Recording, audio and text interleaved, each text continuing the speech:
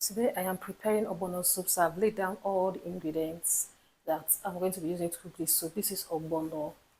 My auntie sent it over the weekend from the village. She has a tree at the back of her house, so the fruits is everywhere. So she just decided to help us and break the fruits. If you know how to process ogbono, let me not go into that yet. Sent it over the weekend. Can't see how very fresh it is. Then this is crayfish. This is big prawns, dried prawns. I'm going to be removing the head like this, and this the legs and the tail. I'm going to be putting it like this in the soup. Then I'll throw this one away. I don't need the head. I'll just trash it. Then I'm using goat meat, some dried fish. The way this one is, I'm still thinking I'm going to use hot water and salt to just wash and cut this one. This kind of fish, yeah, that is what I'm going to be using. Very nice fish, and pretty expensive too. Then I'm using ugu leaves, just sparingly. I'm not sure I'm going to use all of them. And salt, pepper. Then this is Edo pepper. I'm using like 2 tablespoons. It's always very hot and spicy. I like the flavor it gives ogbono soup. Then this is seasoning cubes and onions. I'm just using half of these onions. Ogbono soup does not require too much onions. Yeah, that's it. So let me just prep and I'll show you how to prepare this delicious ogbono soup.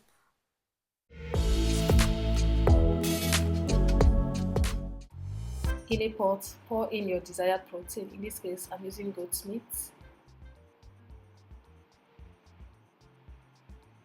Add some seasoning cubes,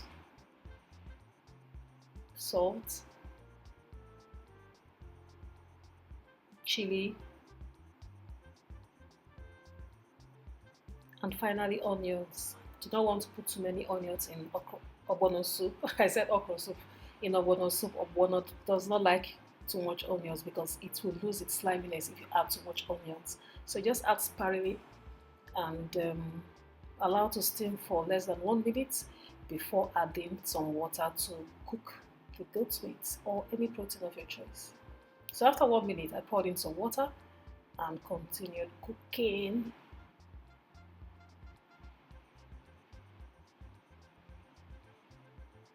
The pot was too small and the meat was ready, so I turned everything into a larger pot. Pour in the deboned fish.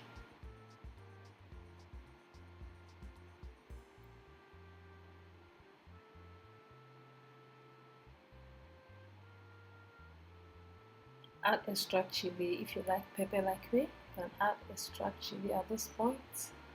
After adding the chili, I added the Edo pepper. This Edo pepper is giving 100% vibes. The aroma, the flavor is out of this world, man. You really need to get Edo pepper to understand what I'm saying. Then I added the remaining stock cube and some salt. Add water. Do not be scared of adding more than enough water because new ogbono requires plenty water for it to loosen up its consistency.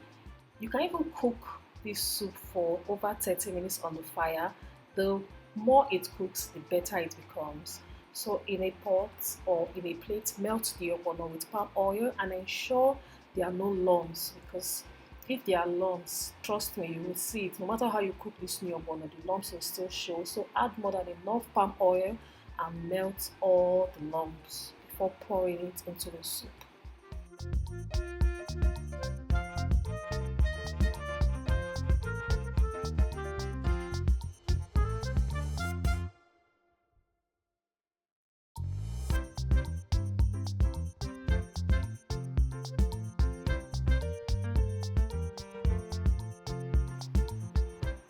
Once the contents of the pot starts boiling, pour in your crayfish, mix it together and allow to cook for less than 1 minute. Once it starts boiling, you pour in the ogbono.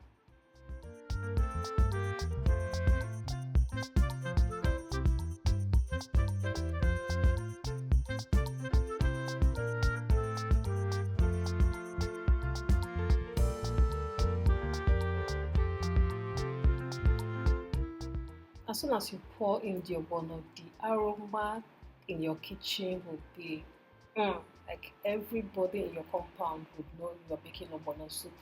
That is when you actually know it is new ogbono. And do not be scared when you pour in your ogbono and you are thinking, will it be slimy? I can bet you 100% that if it is new ogbono, the sliminess it will blow your mind, if I may use that word. So you want to cook your ogbono for 15 to 20 minutes. Yes, new ogbono requires that you cook until it is properly done. As you can tell, it is very, very slimy. I was thinking of the swallow to use in eating this soup. I thought about poundo yam, or should I even go and buy fufu? At this point, add any leaf of your choice. I added very little quantity of ugu leaf because I wanted to enjoy the ogbono. Less than 1 minute, turn off the heat and make swallow. Enjoy yourself.